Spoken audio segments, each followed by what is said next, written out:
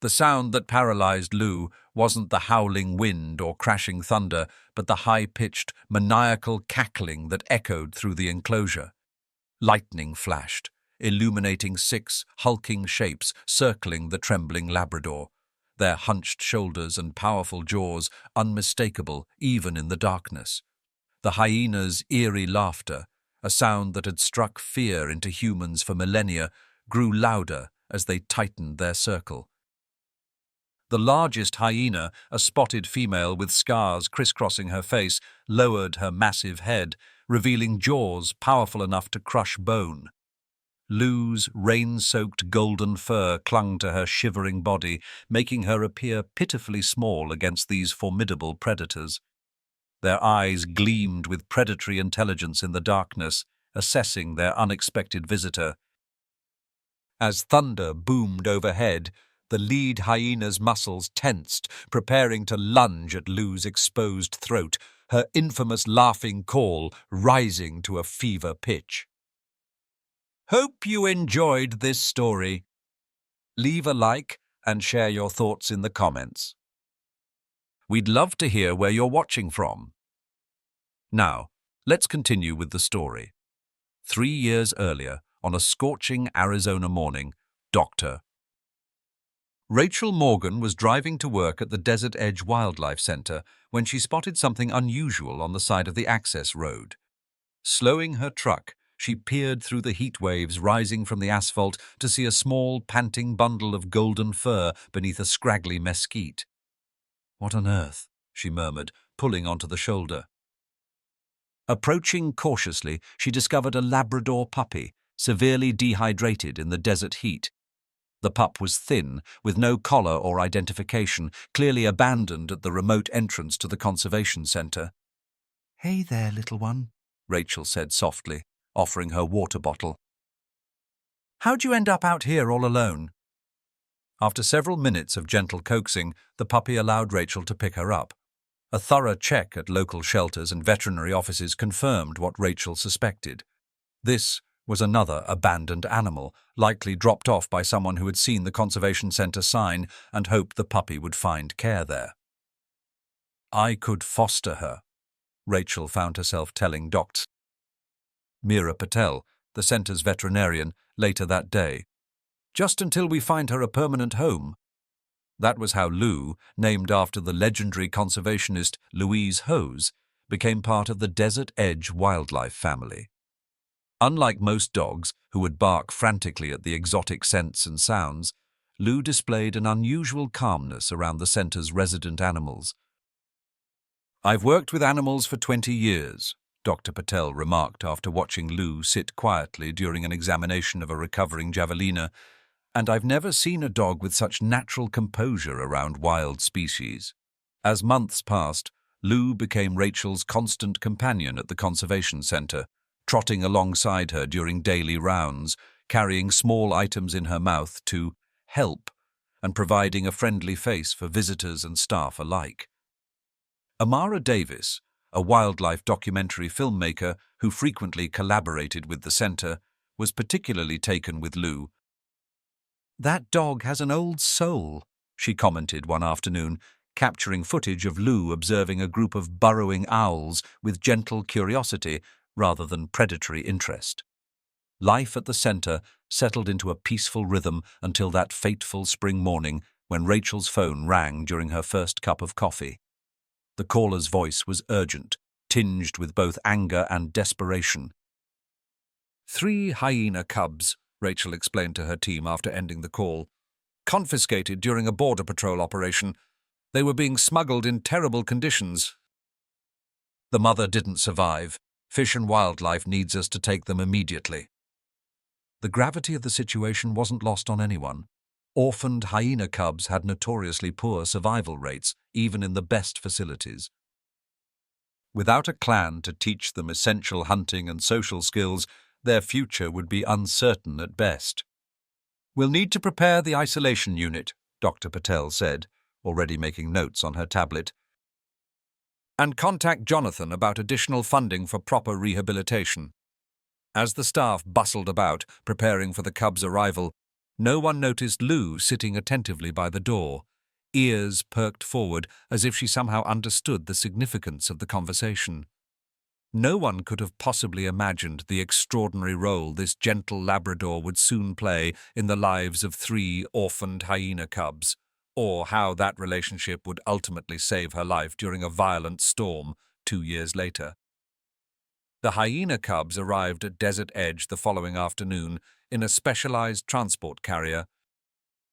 Rachel and Dr. Patel stood outside the medical facility as a fish and wildlife officer carefully unloaded the precious cargo. "They're severely dehydrated," explained Officer Dominguez, her expression grim. "We estimate they're about 6 weeks old. They've been without proper care for who knows how long."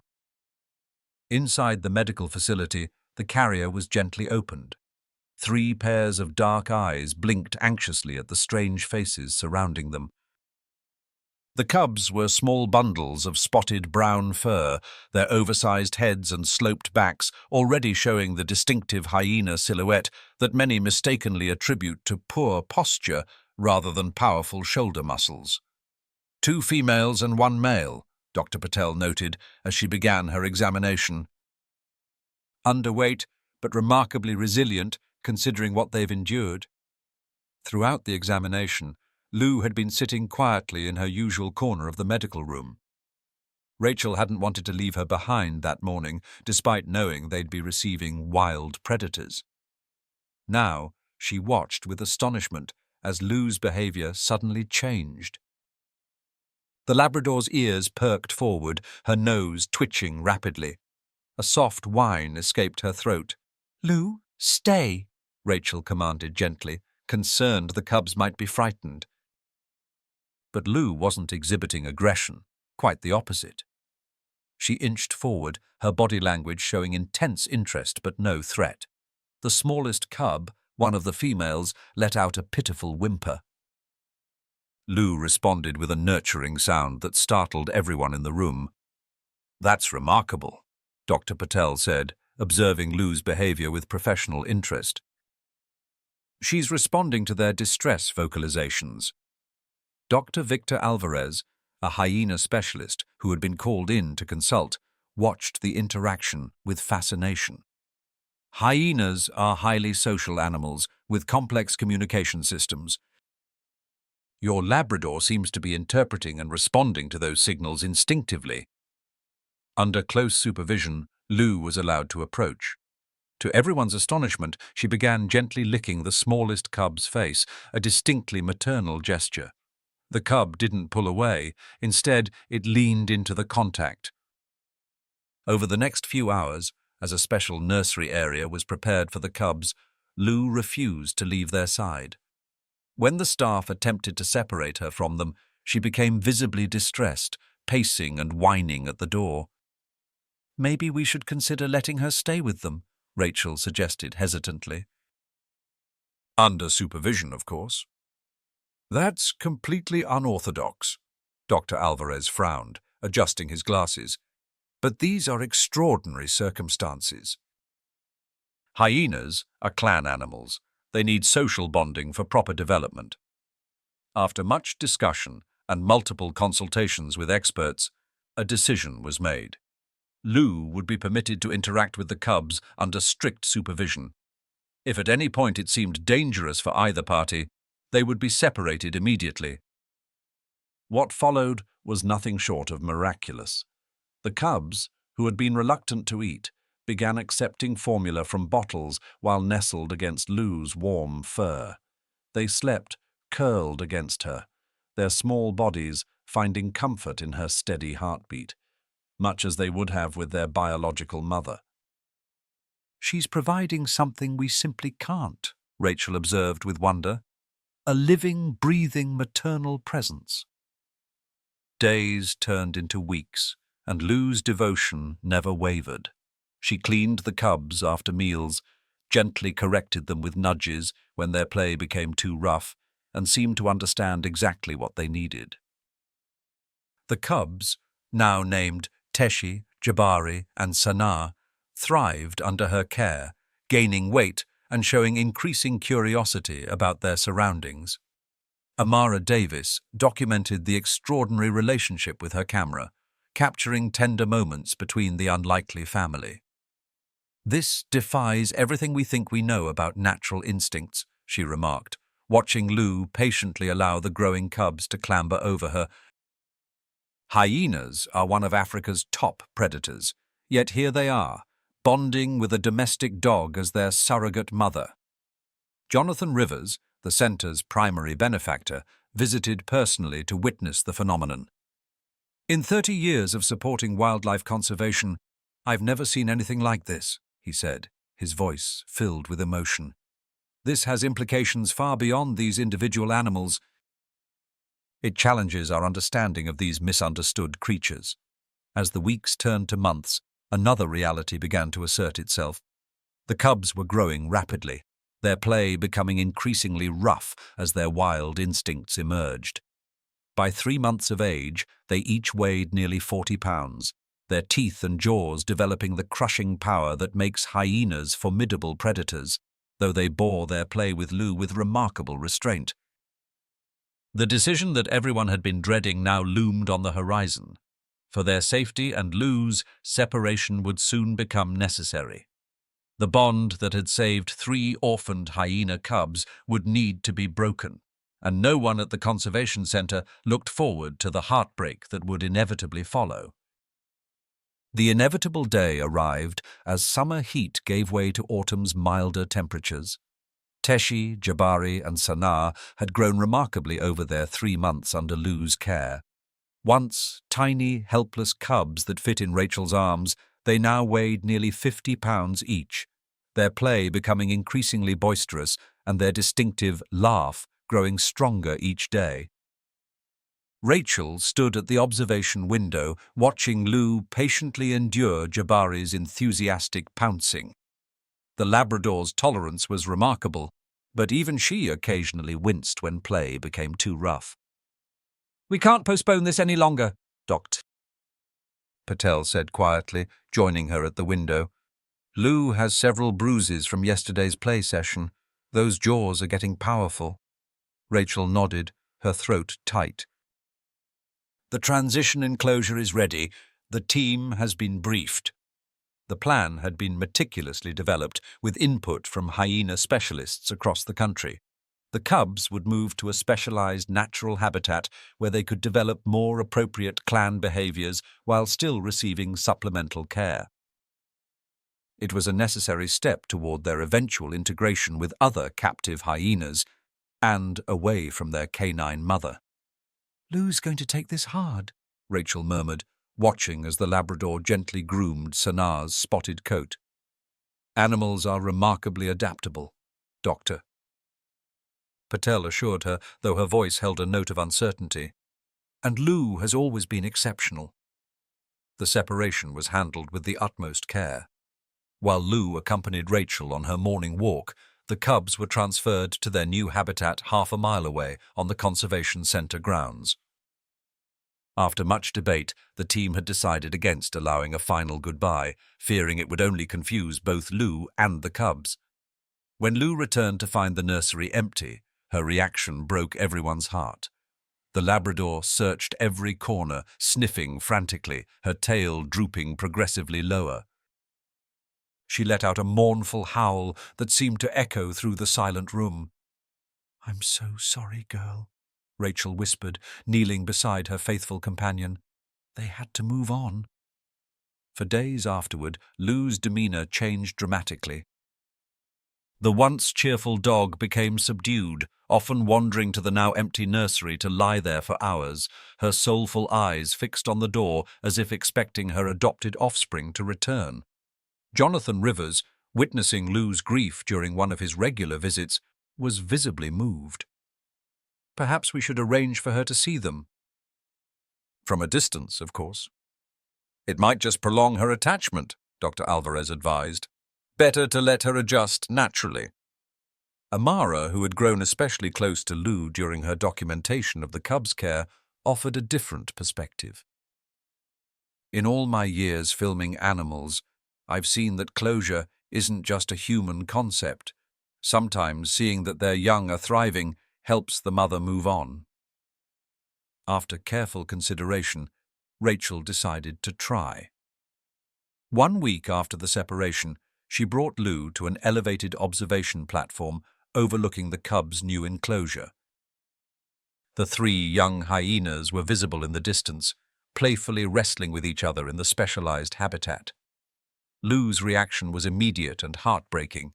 Her ears perked forward, tail wagging with excitement for the first time in days. She whined softly, pressing against the barrier as if trying to reach them. "She recognizes them even from this distance," Rachel said softly, stroking Lou's head. Though Lou seemed disappointed when they left without reuniting with the cubs, her mood afterward was noticeably improved. It was as if seeing her children thriving had provided some comfort. Gradually, Lou began to resume her former routines. She accompanied Rachel on rounds, assisted with small tasks around the center, and greeted visitors with a subdued version of her once exuberant welcome. The deep sadness in her eyes slowly faded, though never completely disappeared. Meanwhile, Teshi, Jabari, and Sanaa flourished in their new environment.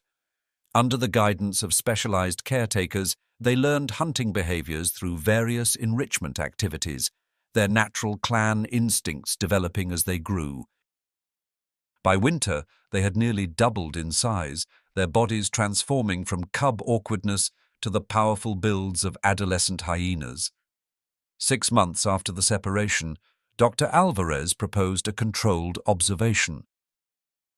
"I'd like to see if they still recognize Lou after this time apart," he explained. "The implications for understanding long-term memory in highly social species could be significant." No one at the Conservation Center could have predicted that this experiment would become unnecessary, as a violent desert storm would soon bring Lou and her grown children face to face in a life-or-death encounter that would test the bonds they had formed in those precious early weeks. 2 years had passed since Lou first welcomed the hyena cubs into her heart. Arizona summers brought monsoon seasons, but the storm system approaching Desert Edge had meteorologists using words like historic and potentially catastrophic. "All non-essential personnel need to evacuate now," Rachel instructed, raising her voice over the howling wind that battered the sanctuary buildings. "Essential staff, you know your emergency assignments. Animal safety is our priority." Dr. Patel nodded grimly, distributing weather radios to the skeleton crew that would remain. "If conditions worsen, we'll implement full evacuation protocols." Rachel knelt beside Lou, securing a bright orange safety vest around the Labrador's chest. "You stay with me, girl." "No wandering off today." The first thunderclap hit with such force that the lights flickered ominously. Lou pressed against Rachel's leg, trembling visibly. Despite her years at the center, thunderstorms remained her one insurmountable fear. "I need to check the backup generators," Rachel told Dr. Patel, gripping Lou's leash tightly. "Then I'll make a final round of the hyena enclosure." By the time they reached the habitat, the storm had intensified dramatically. Wind-driven rain lashed against them with blinding force. A massive crack echoed overhead as an ancient saguaro cactus splintered, sending a large section crashing onto the perimeter fence. "Control! We have fence damage in Section H!" Rachel shouted into her radio. "No breach of the enclosure, but we need—" Her words were cut short as Lou, panicked by a deafening thunderclap directly overhead, yanked backwards with unexpected force. The sudden movement, combined with the slick pathway, sent Rachel sprawling. The leash slipped from her grasp as Lou bolted in blind terror. "Lou!" Rachel scrambled to her feet, catching a glimpse of golden fur disappearing behind a storage shed. "Control, my dog is loose. I'm in pursuit." The next few minutes were chaos as Rachel searched frantically, calling Lou's name into the howling wind. Visibility was reduced to mere feet by the driving rain. When her radio crackled with Dr. Patel's voice, her words sent ice through Rachel's veins. "Rachel, Security cameras show Lou has somehow entered the hyena habitat. East side, near the artificial den. Rachel ran as she had never run before, heart hammering in her chest. The hyena habitat housed 6 adult hyenas, including Teshi, Jabari, and Sanaa, now fully mature at nearly 150 pounds each. While they had recognized Lou through glass 6 months ago, they had since embraced their wild natures. Would they remember her now, or would their predatory instincts take over? Reaching the observation deck, Rachel could make out shapes moving through the storm. Lou stood trembling in the center of the habitat, her golden coat plastered to her frame, making her appear smaller and more vulnerable. "I'm going in," Rachel said into her radio, reaching for the emergency access panel. "Absolutely not, Doctor." Patel's response was immediate. "Security is bringing tranquilizer rifles." "There's no time," Rachel protested, watching in horror as several powerful forms emerged from various shelters, their attention fixed on the intruder in their territory. The largest hyena, a female named Shenzi, with no connection to Lou, took a menacing step forward, her distinctive laugh rising in the storm, a sound that heralded an attack. Lou cowered, frozen in terror, a pitiful whimper escaping her throat. What happened next defied explanation. 3 hyenas suddenly moved with astonishing speed, positioning themselves between Lou and the approaching Shenzi. Teshi, flanked by her siblings Jabari and Sanaa, stood protectively around the trembling Labrador. Their posture was unmistakable, defending, not threatening. Shenzi paused, clearly confused by this unexpected development. A tense standoff ensued, broken only when Teshi issued a series of complex vocalizations that carried a clear message to the other hyenas. "This dog is under our protection." One by one, the unrelated hyenas retreated to their shelters, apparently deciding that this strange situation wasn't worth challenging the 3 siblings, who had established themselves as a cohesive sub-clan within the group. With the immediate danger averted, Teshi, Jabari, and Sanaa turned their attention to Lou. To Rachel's astonishment, the 3 hyenas gently encircled the Labrador, their bodies creating a shelter from the driving rain. Sanaa, who had always been closest to Lou, gently pressed her massive head against the dog's side, a greeting gesture hyenas use with clan members they trust. "They're treating her as one of their clan," whispered Amara, who had remained at the center to document the storm's impact. "Not as prey, not as intruder, but as family." As the rescue team arrived with specialized equipment, they found an extraordinary scene. Lou was nestled between the 3 hyenas, all 4 animals huddled together against the storm's fury. In the months that followed, the incredible story of Lou and her hyena children captured hearts worldwide. Jonathan Rivers funded a groundbreaking research center dedicated to studying cross-species relationships and emotional intelligence in animals. A special viewing area was constructed where Lou could safely see her grown hyenas on a regular schedule, visits that became the center's most popular attraction, with Sanaa always the first to approach when her canine mother appeared. For Rachel, watching Lou contentedly napping in a patch of sunshine near the hyena habitat one perfect autumn afternoon, the most profound lesson was beautifully simple. Love, in its purest form, knows no boundaries, not time, not species, not separation. Once formed, such bonds become as powerful and enduring as the misunderstood creatures themselves. "Perhaps," she often told visitors who marveled at the unlikely family, "we've been wrong about hyenas all along. They're not the villains of children's stories, but complex, intelligent beings capable of deep and lasting bonds. A lesson taught to us by the most unexpected teacher, a golden Labrador who saw past appearances to the hearts beneath." I hope you enjoyed this story. Subscribe to my channel so you don't miss touching stories. Leave a like and then comment below what you thought of the emotional stories. See you in the next video.